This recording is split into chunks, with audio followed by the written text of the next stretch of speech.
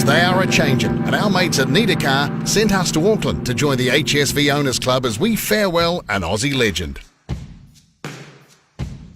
2017 marks the end of HSV as we know it.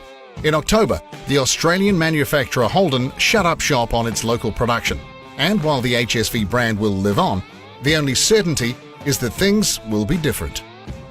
While the Holden dealer team partnership with legendary wheelman Peter Brock would see a number of high-performance models available through supporting dealers earlier, it wasn't until Holden joined forces with Tom Walkinshaw in the late 80s that the Holden Special Vehicles platform was born.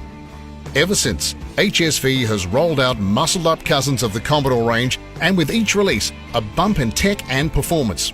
Right up to here, in fact, the last of the breed. We don't know what's in HSV's future, but what we do know is that its past is now that much more special. But you don't need to tell this lot that twice. I guess it's taking Holden, which has been a brand that's been reasonably well known this side of the world, and putting some excitement into it. You know, it's not, you know, your everyday Commodore or your everyday car that's been used by families all over all over New Zealand for so many years. You know, they're supercharged or they're in radical colours. There's a lot of muscle cars all over the world, but in really big volumes.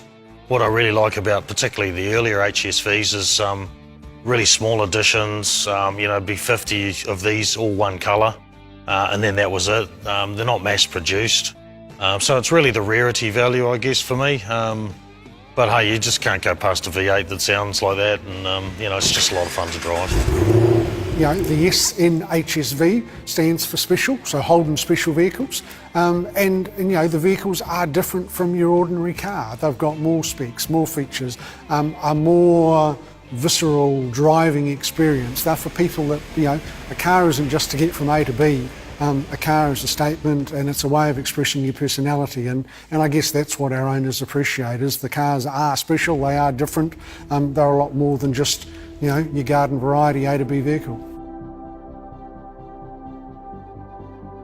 HSV as a brand has been going for 30 years in Australia and New Zealand. We've produced over 85,000 vehicles in Australia. There's in excess of 8,000 been sold in New Zealand. But going right back to when they're built, we've got an amazing team of passionate designers and engineers in Australia that build cool cars. And that's really where it all starts.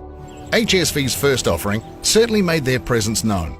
The VL-based SS Group A SV, or Walkinshaw, came equipped with Hollywood-level cosmetic enhancement, and even today, you'll find many custom builds using the model as inspiration. In today's lineup, our earliest example is Julian's VP Club Sport. I used to work at Schofields in the mid-90s, and I guess I watched a lot of these cars coming off the trucks brand new, and probably fell in love with a few of them then. I was lucky enough to get a few as company cars for a few years there, and I probably made a list of 5 cars I wanted to get when they got down to my budget. So I was lucky enough to get the Club Sport behind me. And I've also got an SV 5000 as well at the moment, so that's 2 of the 5, so still looking for the rest. There was only 50 built. The GTS and this Club Sport basically got all the leftover gear from the VNSS Group A. So it's the last of the homologation sort of specials for racing. It's also, I believe, still the only HSV that has its build number on the outside of the car. So this one's number 50 of 50. So it's got that on the boot there. So again, it just adds a little bit of collectability for me. Pretty exciting cars. I see them definitely as an investment as well. I don't really understand shares or art or any of that sort of stuff, so I figure if you can have an investment and have something that's fun and cool to drive, and you know, something that's a bit rare that not too many other people have, that's pretty good for me. A few years newer and definitely yellower is Jared's VS GTS-R. Subtlety wasn't high on the list of priorities here, but the GTS-R wasn't just a big talker. It stroked 5.7 litre, pushing out 215 kilowatts through a 6-speed manual. Good numbers for 1996. A very rare car, and impressively, only has a little over 20,000 on the clock. some guys have Lambos on the wall. I had a GTS-R and thought they were pretty wicked. So yeah, it's certainly you either like it or you hate it. It's one of those cars that people kind of go, oh, it's the ugliest colour I've ever seen, or that interior is horrible. But for the purist or the the HSV enthusiast, it's it's a pretty cool car. Yeah.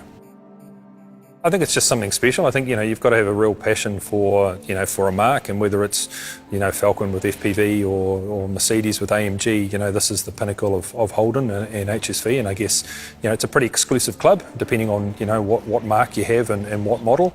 They produced 85 of the VS GTS-R. There's 10 came to New Zealand.